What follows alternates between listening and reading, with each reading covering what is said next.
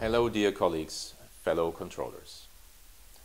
On October 20th, controllers from all across the globe will celebrate their day, our day, the day of the air traffic controller.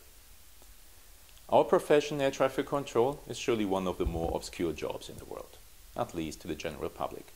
And it is that general public and media who are sometimes somewhat ignorant to our role. That is, until something negative happens. Until we have to stand up for our profession or our working conditions, or when something goes wrong. Then suddenly everybody seems to be having an opinion about us, and that is usually not the most favorable one. But this is also the time of the year that IFATCA holds its regional meetings. These meetings are arguably as important as annual conference. During these regional meetings, member associations have a unique opportunity to discuss issues that affect them the most, be it operational issues between two neighboring facilities or challenges ahead at a regional level. In Asia, the traffic explosion in the region presents its own unique challenges. Judging by several recent gigantic orders from aircraft manufacturers, the trend is set to continue, and one of the questions that needs an answer is whether and how ATC in the region will be able to cope. The Americas, then again, are divided into one part that is trying to cope with moving from a predominantly military system to one that actually delivers a service to civil aviation. And the northern part of the region has its own challenges to make next-gen work under increasing budgetary constraints. In Africa and the Middle East, growth is clearly restricted by the lack of investment in people and infrastructure.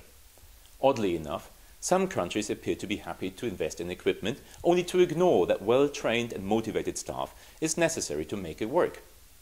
In other cases, the focus is more on income than on security, and controllers are reduced to administrators who have to make sure that airlines can be built for a service that they essentially do not get.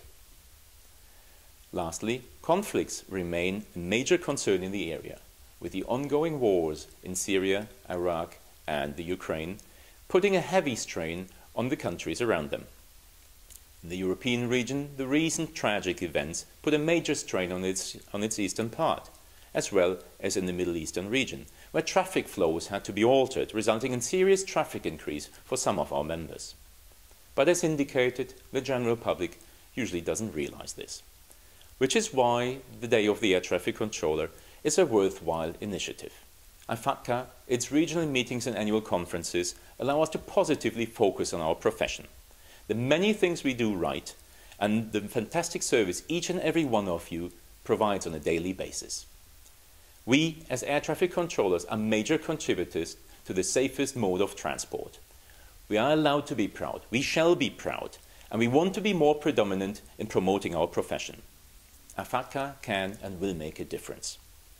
Do your part in this.